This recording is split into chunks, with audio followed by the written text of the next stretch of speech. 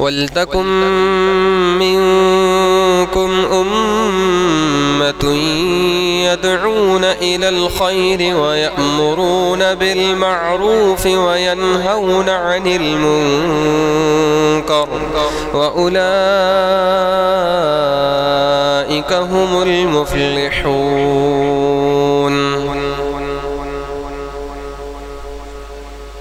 ہر قسم کی حمد و ثنا، بڑائی، کبریائی اللہ سبحانہ وتعالیٰ کے لیے ہے۔ بے شمار درود و سلام اللہ کے آخری نبی احمد مصطفیٰ محمد مصطفیٰ صلی اللہ علیہ وسلم پر رحمت و بخشش کے دعائیں ہوں صحابہ کرام، تابعین اعظام اور محدثین کرام کے لیے۔ قابل احترام بزرگوں، نوجوان دوستوں، پیارے بچوں اور میری پردہ نشین ماں اور بہنوں، میں نے سورہ اسراء کی آیت نمبر 53 آپ کے سامنے پڑھی ہے۔ اسی کی روشنی میں آپ کے سامنے لوگوں کا دل کیسے جیتیں، ایک اچھے انسان کیسے بنیں، اس تعلق سے کچھ باتیں انشاءاللہ آپ کے سامنے رکھنے کی کوشش کروں گا۔ اللہ سے دعا ہے کہ العالمین ہم سب کو سمجھنے عمل کرنے کی توفیق عطا فرمائے۔ اللہ فرماتے ہیں وَقُلْ لِعِبَادِي، اے نبی صلی اللہ علیہ وسلم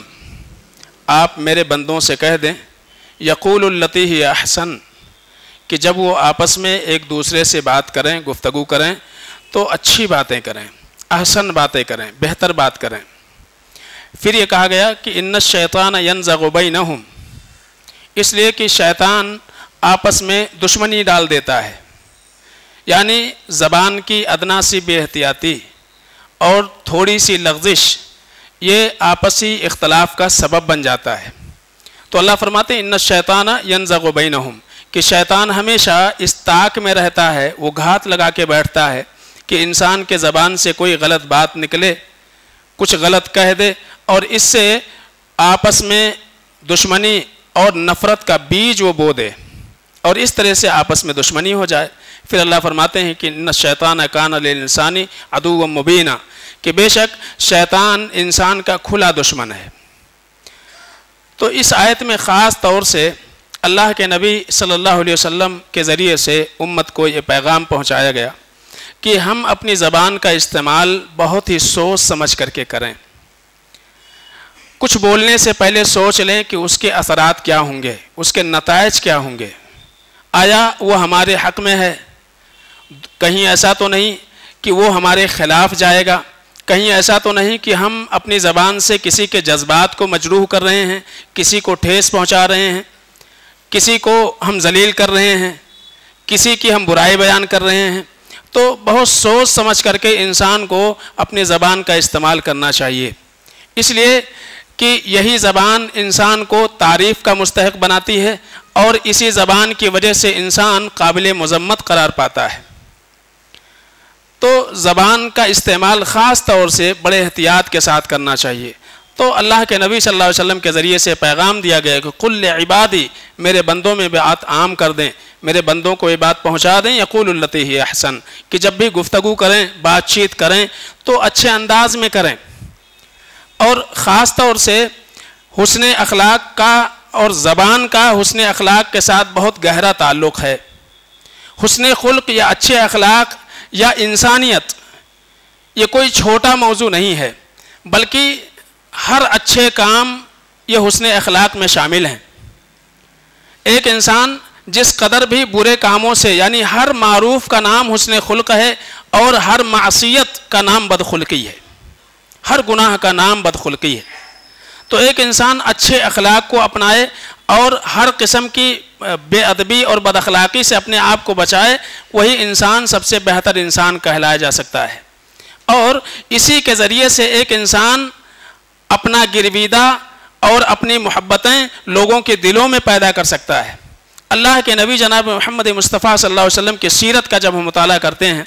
یا صحابہ کرام رضوان اللہ علیہم اجمعین کی زندگی کو دیکھتے ہیں تو ہمیں یہ پتہ چلتا ہے کہ وہ سارے لوگ جنہوں نے قرآن پڑھ کر کے یا سن کر کے اسلام قبول کیا، اس سے کہیں زیادہ تعداد ان لوگوں کی ہے جو اللہ کے نبی صلی اللہ علیہ وسلم اور اسی طرح سے سلف صالحین کے اخلاق سے متاثر ہو کر کے انہوں نے اسلام کو قبول کیا ہے۔ ایسے بہت سارے لوگوں کی تعداد آپ کو نظر آئے گی۔ کہ حسن خلق اور اچھے اخلاق کے نتیجے میں اسلام کو پڑھنے کا انہیں موقع ملا، اسلام کو سمجھنے کا موقع ملا، مسلمانوں کو جاننے کا موقع ملا، اور اس طرح سے وہ اسلام کے قریب ہو گئے یا اسلام کو انہوں نے قبول کر لیا۔ اللہ کے رسول صلی اللہ علیہ وسلم کی باتیں جو کچھ آپ کرتے تھے، جو کچھ لوگوں تک پہنچاتے تھے، لوگوں کے دلوں میں اس کے بیٹھنے کا ایک بہت بڑا سبب یہ تھا کہ اللہ کے رسول صلی اللہ علیہ وسلم کی زندگی نبی ہونے سے پہلے بھی آپ کی زندگی بڑی اچھی رہی ہے، لوگوں کے ساتھ آپ کے ایک اچھے اور مضبوط تعلقات رہے ہیں، اور خاص طور سے سماجی معاملات میں اللہ کے نبی صلی اللہ علیہ وسلم سب سے بڑھ چڑھ کر کے حصہ لیا کرتے تھے۔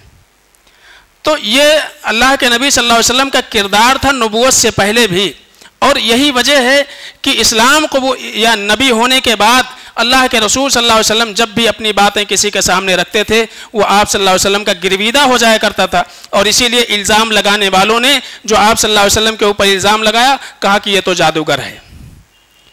جیسے کہ ایک جادوگر انسان کو مسحور کر لیتا ہے، ویسے ہی جو ہے یہ انسان جب کسی سے بات کر لیتا ہے تو وہ اس کا گرویدہ ہو جاتا ہے، اس سے محبت کرنے لگتا ہے، اس کی باتوں میں آ جاتا ہے۔ اور اسی لیے دشمنان اسلام کی ہمیشہ سے یہ کوشش رہی اس زمانے میں کہ کم سے کم لوگ ان سے مل پائیں، ان کی شہرت نہ ہو، لوگوں سے ملاقات کا موقع انہیں نہ ملے، اس راستے میں رکاوٹ پیدا کرنے کے لیے بہت ساری انہوں نے کوششیں کی، لیکن اللہ رب العالمین نے ان کے مکر کو انہی کے اوپر پھیر دیا۔ خاص طور سے موسم حج میں انہوں نے کوششیں کی، مکے کے ہر راستے کے اوپر انہوں نے اپنا آدمی بٹھا دیا، اور خاص طور سے جو بھی قافلہ قبیلہ مکے میں داخل ہوتا تھا وہ باقاعدہ وہ انسان اس سے کہتا تھا ہمارے مکے میں ایک شخص آیا ہوا ہے جو جادوگر ہے، اور جو ہے بچوں کو ماں باپ سے جدا کر دیتا ہے، رشتہ داروں کو اپنوں سے جدا کر دیتا ہے، لوگوں کے درمیان نفرت پیدا کرتا ہے، اور وہ اپنے آپ کو اللہ کا رسول کہتا ہے، اور ایسی بہت ساری باتیں ان پورے قبیلے اور قافلے جو نہیں جانتے تھے محمد رسول اللہ صلی اللہ علیہ وسلم کے بارے میں، انہوں نے ان کو دور کرنے کی کوشش کی تاکہ آپ سے کوئی مل نہ سکے۔ لیکن لوگوں کے دلوں میں مزید تجسس پیدا ہو گیا کہ آخر ہے کون وہ شخص کہ جس کے بارے میں لوگ اس طرح کی باتیں کرتے ہیں، اور ملاقات کرنے کے لیے اور آپ سے ملنے کے لیے لوگوں کے اندر تجسس پیدا ہو گیا۔ تو اللہ کے رسول صلی اللہ علیہ وسلم نے اپنے حسن اخلاق سے لوگوں کا دل جیتا ہے، اور یہی وجہ ہے کہ اللہ کے نبی صلی اللہ علیہ وسلم نے فرمایا اکمل المؤمنین ایمانا احسنہم خلقا، کہ ایمان کے اعتبار سے کامل وہ مومن ہوتا ہے جس کے اخلاق اچھے ہوا کرتے ہیں، جس کے آداب اس کے طریقے اچھے ہوا کرتے ہیں، وہی انسان مکمل طور سے مومن سمجھا جاتا ہے۔ تو ہمارے تعلقات اللہ کے ساتھ بھی اچھے ہوں، اور اس کے ساتھ ساتھ میں بندوں کے ساتھ بھی ہمارے تعلقات اچھے ہونا چاہیے۔ ہوتا یہ ہے کہ ہم نماز بھی پڑھ لیتے ہیں، روزہ بھی رکھ لیتے ہیں، لیکن لوگوں کے ساتھ ہمارے تعلقات اچھے نہیں ہوتے ہیں، ہم سے ہمارے اپنے گھر والے پریشان، ہماری اپنی بیوی پریشان، ہمارے اپنے بچے پریشان، ہمارے اپنے پڑوسی پریشان، جو بھی ہمارے ساتھ میں رہتا ہے چند دنوں کے بعد وہ ہم سے دور ہو جاتا ہے، کیونکہ ہمارے اندر خاص طور سے ایمانی قوت بڑی کمزور ہے، ہم اپنی زبان پر کنٹرول نہیں رکھتے ہیں، اپنے کردار کے اوپر ہمارا کنٹرول نہیں ہے، اور اس طرح سے بہت جلد جو ہے لوگ ہم سے جدا ہو جاتے ہیں، ہم سے دور ہو جاتے ہیں۔ اور صرف ہم سے دور نہیں ہوتے ہیں، بسا اوقات ایک انسان جو مومن مسلمان اچھا انسان سمجھ کے ہمارے قریب آتا ہے، جب وہ ہماری بد اخلاقیاں دیکھتا ہے تو کہتا ہے کہ مسلمان ایسا بھی ہوتا ہے۔ تو خاص طور سے اسلام کے اوپر ضرب آتا ہے، اس دین کے اوپر جو سب سے بہترین دین اللہ رب العالمین نے ہم کو دیا ہے،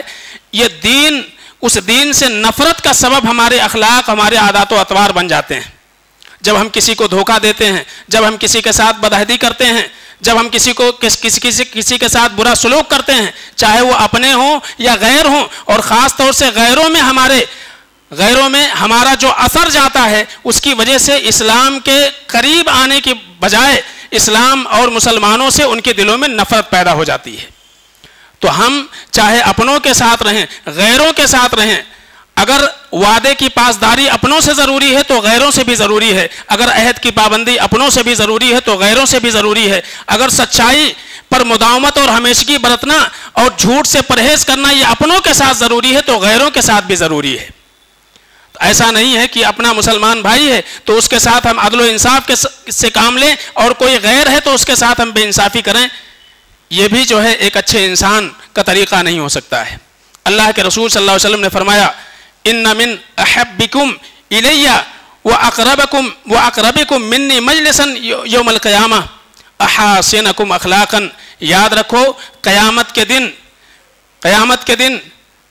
مجھ سے سب سے زیادہ محبت کرنے والا یا میں جس سے سب سے زیادہ محبت کروں گا اور جو مجھ سے بیٹھنے کے اعتبار سے قیامت کے دن سب سے زیادہ قریب ہوگا تم میں سے وہ انسان ہوگا جس کے اخلاق بڑے اچھے ہوں گے۔ تو اللہ کے نبی صلی اللہ علیہ وسلم کی چاہت، اللہ کے نبی صلی اللہ علیہ وسلم کی محبت اور اسی طرح سے قیامت کے دن اللہ کے نبی صلی اللہ علیہ وسلم سے قربت کا سبب ہمارے اچھے اخلاق ہوں گے، ہمارے اچھے اخلاق ہوں گے۔ تو ایک انسان کو بہتر انسان بننے کے لیے اللہ کے نبی جناب محمد مصطفیٰ صلی اللہ علیہ وسلم کی سیرت اور آپ کی زندگی سے واقفیت حاصل کرنا بہت زیادہ ضروری ہے، اس لیے کہ اللہ کے رسول صلی اللہ علیہ وسلم کو اللہ تعالیٰ نے ایک آئیڈیل بنایا ہوا ہے اور انسان کی فطرت میں یہ چیز شامل ہے کہ انسان ہمیشہ اچھے اور اچھے چیزوں کے تلاش میں رہتا ہے کہ وہ ایک جو ہے اچھی زندگی حاصل کرے۔ ایک اچھی زندگی، ایک اچھا انسان، ایک بہتر انسان بننے کے لیے ضروری ہے کہ اس مکمل انسان کو دیکھا جائے جس کو اللہ تعالیٰ نے ہمارے لیے اسوہ اور نمونہ قرار دیا ہے، وہ محمد رسول اللہ صلی اللہ علیہ وسلم کی زندگی ہے۔ تو خاص طور سے اخلاق کے ضمن میں ایک اچھے انسان بننے کے لیے جو اللہ کے نبی صلی اللہ علیہ وسلم کی سیرت میں جو بات پتہ چلتی ہے، کچھ چیزیں میں آپ کے سامنے رکھوں اور ہم اپنا موازنہ کریں کہ آیا ہمارے اندر یہ چیزیں پائی جاتی ہیں، اور پائی جاتی ہیں تو کتنی حد تک پائی جاتی ہیں، اور نہیں پائی جاتی ہیں تو اس کو اپنانے کی ہمیں کوشش کرنا چاہیے۔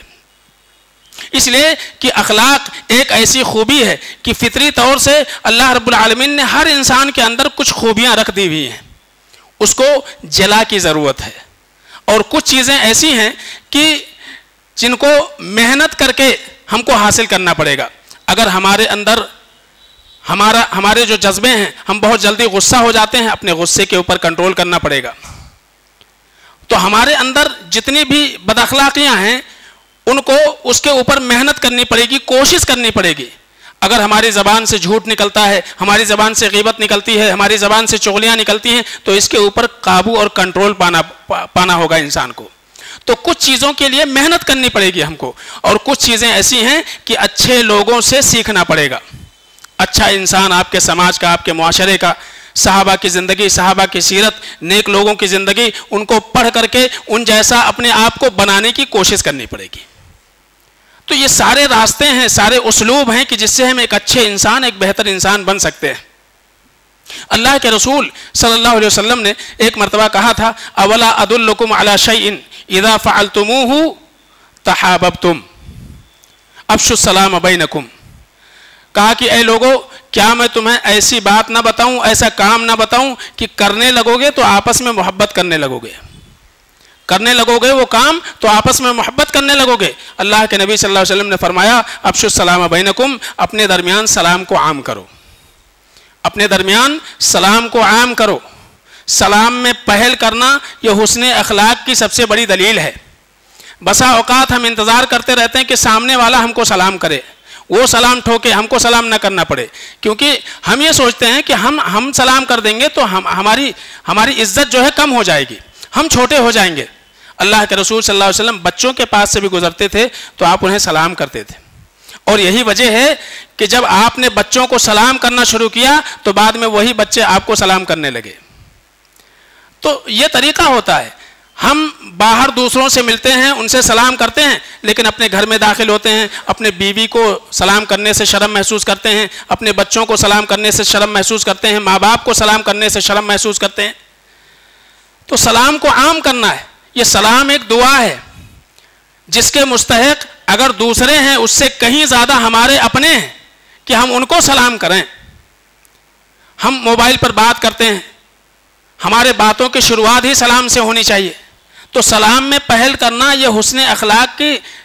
کا جو ہے سب سے بڑا ذریعہ ہے. اللہ کے نبی صلی اللہ علیہ وسلم نے فرمایا کہ آپس میں محبت کا ایک سب سے بڑا ذریعہ ہے. ایک انسان باہر سے آپ کی مسجد میں آیا ہے, نماز پڑھ رہا ہے, اجنبی انسان ہے, اگر آپ نے سلام سے پہل کر دیا تو وہ بھی اس کی جو اجنبیت ہے تھوڑی دیر کے لیے وہ ختم ہوگی.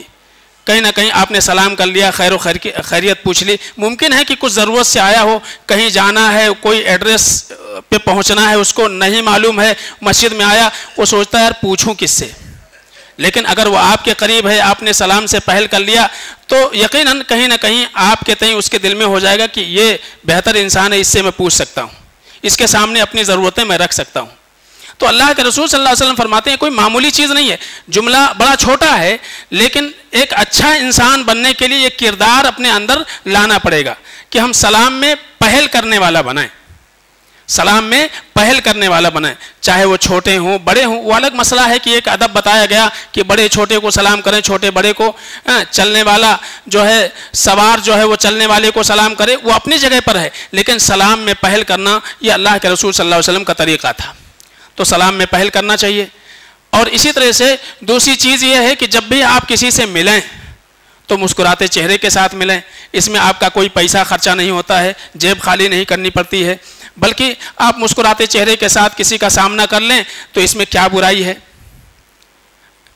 اس سے کیا ہو جاتا, اجنبیت دور ہوتی ہے. آپ کو ہزاروں ٹینشن ہوگا, کروڑوں ٹینشن ہوگا, لیکن اس ٹینشن کا سبب سامنے والا تو نہیں ہے. جس سے آپ ملاقات کر رہے اس نے تو آپ کو ٹینشن نہیں دیا ہے, اس نے تو آپ کو ٹینشن میں نہیں ڈالا ہے, سارے فکر کا سبب وہ تو نہیں ہے. آپ کو ٹینشن ہوگا اپنے کاروبار کو لے کر کے, آپ کی بیماری کو لے کر کے, یا آپ کے گھریلو مسائل کو لے کر کے, اپنے دوستوں احباب رشتہ داروں کو لے کر کے, لیکن سامنے والا جس سے آپ کا صرف تعلق ایک ایمان کی حیثیت سے ایک مومن بھائی کی ہے, اس سے آپ کو کیا دشمنی ہے, اس سے آپ کیوں چڑھ کر کے بات کریں,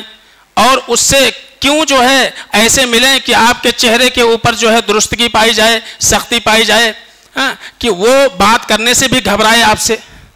تو اللہ کے نبی صلی اللہ علیہ وسلم کی زندگی میں کم مصیبتیں نہیں تھیں, کم تکلیفیں آپ صلی اللہ علیہ وسلم کی زندگی میں نہیں تھیں, لیکن پھر بھی اللہ کے نبی صلی اللہ علیہ وسلم جب بھی کسی سے ملتے تھے مسکراتے چہرے کے ساتھ. جریر بن عبداللہ البجلی رضی اللہ تعالیٰ عنہ کہتے ہیں ما رانی رسول اللہ صلی اللہ علیہ وسلم منذ اسلمت الا تبسم فی وجہی. کہتے ہیں کہ جب سے میں اسلام لایا, جب بھی نبی رحمت صلی اللہ علیہ وسلم سے ہمارا سامنا ہوا تو میں نے دیکھا کہ مجھے دیکھ کر کے اللہ کے رسول صلی اللہ علیہ وسلم مسکرائے. کیا آپ کے اوپر کم فکر تھی؟ اتنی بڑی ذمہ داری اللہ تعالیٰ نے اللہ کے نبی صلی اللہ علیہ وسلم کے اوپر ڈالی ہوئی تھی, لیکن پھر بھی ان تمام مصیبتوں کو, ان تمام پریشانیوں کو بھلا کر کے جب بھی اللہ کے نبی صلی اللہ علیہ وسلم صحابہ کے درمیان آتے تھے, اپنے گھر میں بھی اپنے بیویوں کے سامنے جاتے تھے, آپ صلی اللہ علیہ وسلم کے چہرے پر مسکراہٹ ہوا کرتی تھی, مسکان ہوا کرتا تھا. یہ مسکراہٹ دل جیتنے کا سب سے بڑا ذریعہ ہے جو اللہ کے نبی صلی اللہ علیہ وسلم نے اختیار کیا, اور آپ نے تعلیم بھی دی. انطلقا اخاک بوجہ طلقن, کہ اے لوگوں جب بھی اپنے بھائیوں سے ملو اور کسی سے تمہاری ملاقات ہو تو تمہارے چہرے کے اوپر مسکراہٹ ہونی چاہیے. تو اللہ کے رسول صلی اللہ علیہ وسلم کی عملی زندگی میں بھی یہ چیز پائی جاتی تھی, اور خاص طور سے اللہ کے نبی صلی اللہ علیہ وسلم نے اپنوں کو, ہم کو جو ہے اس بات کی تعلیم بھی دی کہ ہم ملیں, جب بھی کسی سے ملاقات کریں تو ہمارے چہرے کے اوپر مسکراہٹ ہونی چاہیے, تبسم ہونی چاہیے.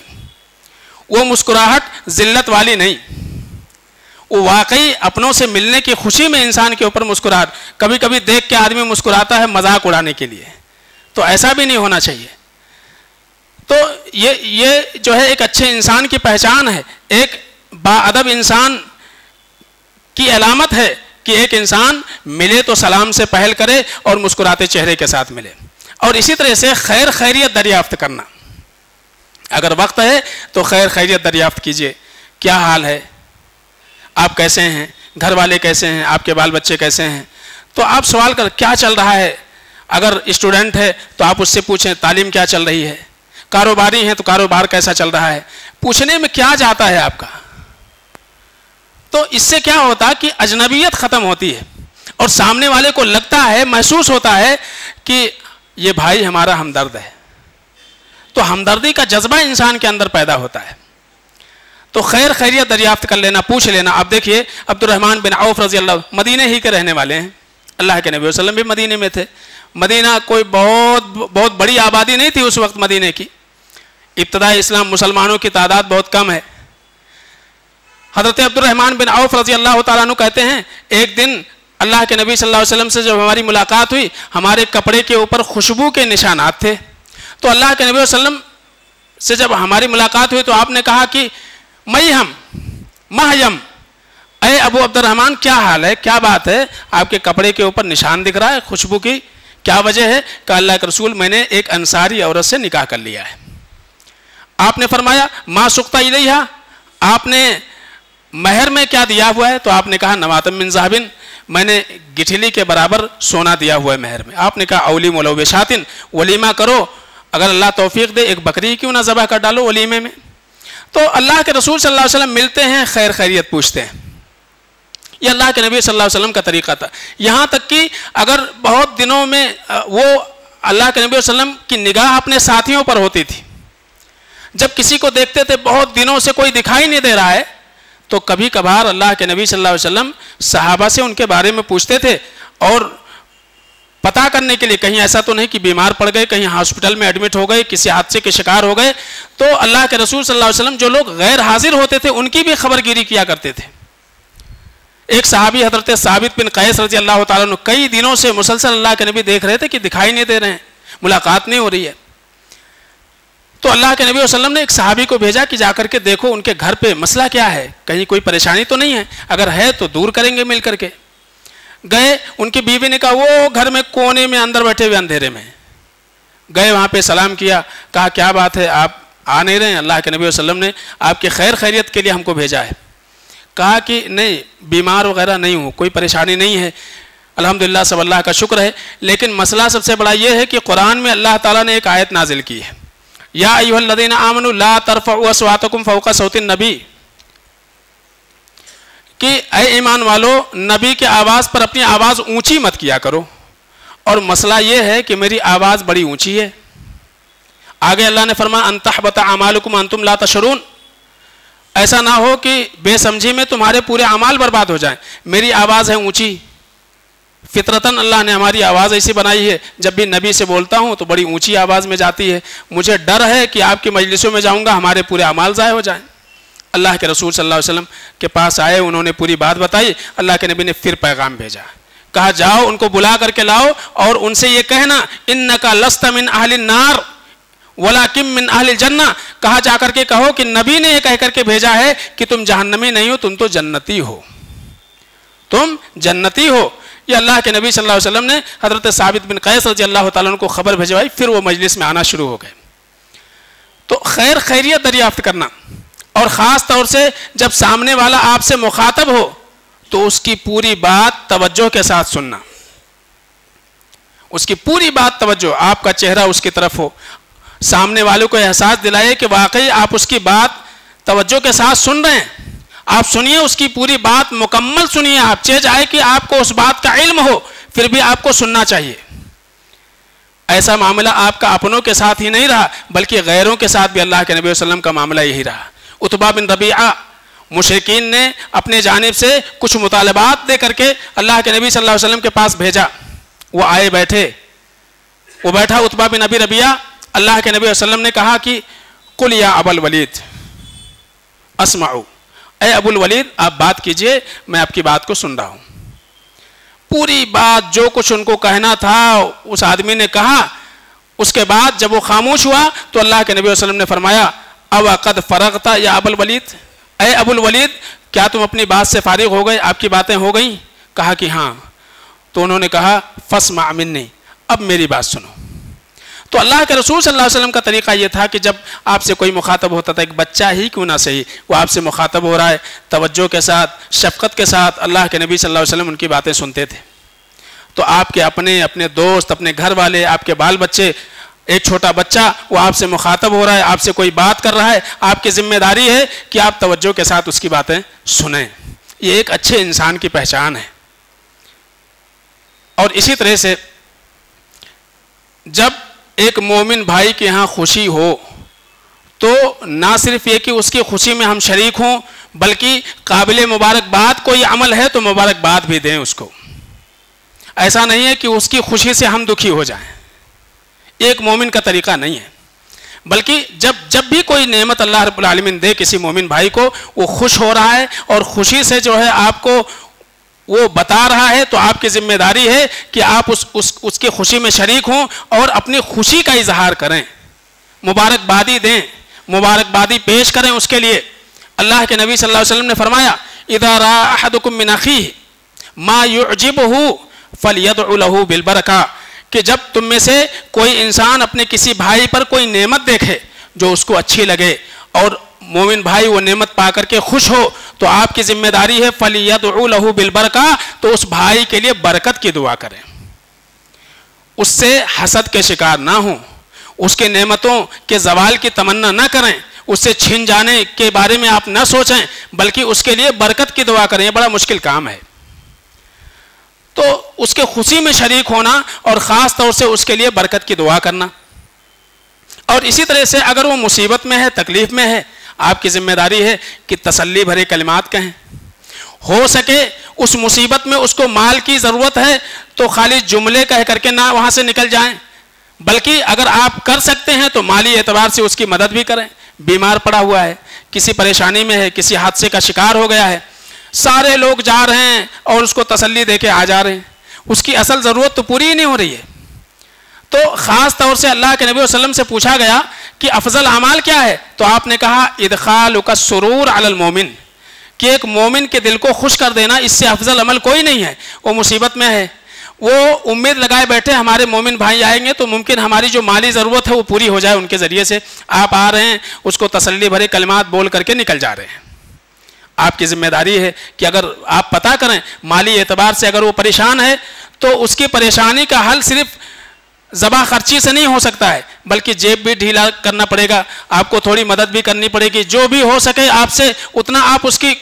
کی مدد کیجئے، اس کا تعاون کیجئے۔ اس اعتبار سے بھی آپ پوچھ لیجئے اس کو تنہائی میں لے کر کے، بھائی کو ضرورت ہے، ہمارے لائق کوئی خدمت ہے تو آپ بولیے، بتائیے۔ تو یہ کیا ہوتا ہے، یہ آپس میں محبت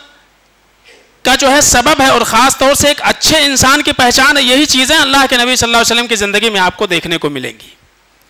کہ جب وہ دینے پہ آتے تھے تو اللہ کے نبی صلی اللہ علیہ وسلم فقر سے نہیں ڈرتے تھے،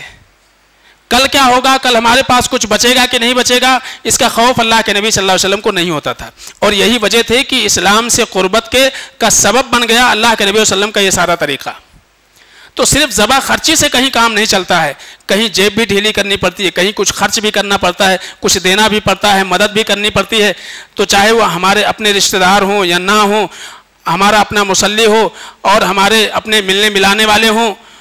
تو خاص طور سے آپ ان کو قریب کرنے کے لیے، صحیح دعوت، صحیح دین پہنچانے کے لیے آپ کو اپنا مال بھی خرچہ کرنا پڑے گا۔ تو یہ بھی یاد رکھیں، دھیان میں رکھیں۔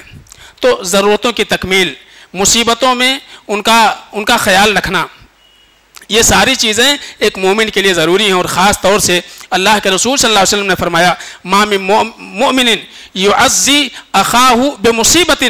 الا کساہ اللہ من حلل الکرامت یوم القیامہ، کہ اگر کوئی مومن بندہ کسی مومن بندے کو جو کہ مصیبت میں ہے، پریشانی میں ہے، اس کی مصیبتوں کو وہ دور کر دیتا ہے، مصیبتیں دور کرنے کا سبب بن جاتا ہے، تو قیامت کے دن اللہ رب العالمین عزت کا لباس اس کو پہنائے گا، عزت کا لباس اس کو پہنایا جائے گا۔ تو یہ بہت بڑی خوبی ہے جو اللہ کے نبی صلی اللہ علیہ وسلم کی زندگی میں آپ قدم قدم پر دیکھیں گے۔ تو یہ خالی یہ کہہ دینے سے کہ محمد رسول اللہ صلی اللہ علیہ وسلم کی سیرت ہمارے لیے آئیڈیل ہے، نمونہ ہے، اور آپ کی سیرت سے واقفیت نہ ہو، آپ کی زندگی سے واقفیت نہ ہو کہ لوگ کیوں آپ صلی اللہ علیہ وسلم سے قریب تھے، کیوں اللہ کے نبی صلی اللہ علیہ وسلم سے لوگ محبت کرتے تھے، کیوں جو ایک مرتبہ آپ سے بات کر لیتا تھا آپ کی باتیں اس کے دل میں بیٹھ جاتی تھیں۔ سمامہ بن آسال رضی اللہ تعالیٰ عنہ مسجد نبی میں لا کر کے باندھا گیا تھا، وہ آئے تھے مارنے اللہ کے نبی صلی اللہ علیہ وسلم کو، جان سے مارنے آئے تھے، مسلمانوں کے صف میں شامل ہو کر کے وہ مارنے آئے تھے، لیکن اللہ کے نبی صلی اللہ علیہ وسلم کو بذریعہ وحی پتہ چل گیا، پکڑ لیے گئے، مسجد نبوی میں باندھا گیا ان کو۔ ہر دن اللہ کے نبی صلی اللہ علیہ وسلم آتے تھے، خالی خیر خیریت پوچھتے تھے، کھانا پانی یہ وہ ساری ضرورتیں ان کی پوری ہوتی تھیں، اور 2-4 دن کے بعد کچھ نہیں بولے، چھوڑ دیا ان کو۔ ظاہر سی بات ہے ایک شخص جان سے مارنے کو آیا تھا، اس کو سزا نہیں دی گئی، اس کو ایک ہی سزا ملی، کیا؟ حسن اخلاق کی، جو مسلیوں نے بھی دیا اور اللہ کے نبی صلی اللہ علیہ وسلم نے بھی دیا. ان کو اخلاق سے مارا صحابہ نے. ہوا یہ کہ چھوڑ تو دیا ان کو، لیکن باہر گئے اور کچھ ہی دور گئے ہوں گے، وہاں ان کو تالاب ملا، وہاں غسل کیا اور سیدھا مسجد نبی میں بھاگ کر کے آ گئے. اور ایک بات کہا کہ دنیا میں سب سے زیادہ قابل نفرت اگر میرے نزدیک کوئی تھا محمد رسول اللہ صلی اللہ علیہ وسلم تھے. سب سے زیادہ قابل نفرت شہر کوئی تھا تو مدینہ تھا وہ. لیکن آج سب سے زیادہ محبت اگر دنیا میں کسی سے ہے محمد رسول اللہ صلی اللہ علیہ وسلم سے ہے، اور سب سے زیادہ پیارا شہر میرے نزدیک کوئی ہے تو مدینہ ہے. تو کوئی سزا نہیں دی ان کے جرم پر، صرف حسن اخلاق کی تلوار سے مارا ان کو. صحابہ نے حسن اخلاق کا مظاہرہ کیا، ان مسلیوں نے جو ہے حسن اخلاق کا مظاہرہ کیا، اور اس طرح سے وہ گرویدہ ہو گئے. جو جان سے مارنے آئے تھے خود ہی انہوں نے اللہ کے نبی صلی اللہ علیہ وسلم کے حوالے اپنے آپ کو کر دیا. تو یہ کوئی معمولی چیز نہیں ہے. انسانیت مطلوب ہے، انسان ہے تو واقعی ہمارے اندر انسانیت ہونی چاہیے. یہی تو اسلام کی تعلیم ہے، یہی اسلام کے پورے دین اسلام کی یہی روح ہے کہ ایک انسان واقعی انسان بن جائے، واقعی انسانیت اس کے اندر آ جائے، چاہے وہ اپنوں کے ساتھ میں ہو، غیروں کے ساتھ میں ہو، اللہ کے ساتھ میں ہو، بندوں کے ساتھ میں ہو. اور اسی لیے اسلام میں حسن اخلاق کی اتنی بڑی تعلیم ہے. اللہ کے نبی صلی اللہ علیہ وسلم نے ایک جملہ کہا تھا، انی بعثت لأتمم مکارم الاخلاق، میں اچھے اخلاق کی تکمیل کے لیے بھیجا گیا ہوں. تو پورے دین کو اللہ کے نبی صلی اللہ علیہ وسلم نے حسن اخلاق کہا، پورے دین کو. تو اس سے یہ پتہ چلتا ہے کہ حسن اخلاق کی اور ایک بہتر انسان کی اسلام کی نگاہ میں کتنی قدر ہے. اللہ سے دعا کرو کہ الہ العالمین ہم سب کو اچھے سے اچھا، بہتر سے بہتر انسان اللہ بننے کی توفیق عطا فرمائے. ہر قسم کی بد اخلاقی سے، بے ادبی سے اللہ تعالی ہماری حفاظت فرمائے. الہ العالمین جب تک اس دنیا میں رہیں ایمان اور توحید پر اللہ رہنے کی توفیق عطا فرمائے، جو ہمارا خاتمہ ایمان اور توحید پر ہو. بارک اللہ لنا ولکم فی القرآن الحکیم ونفعنا وإياکم بالآیات والذکر الحکیم. انہ تعالی جواد کریم ملک رؤوف رحیم.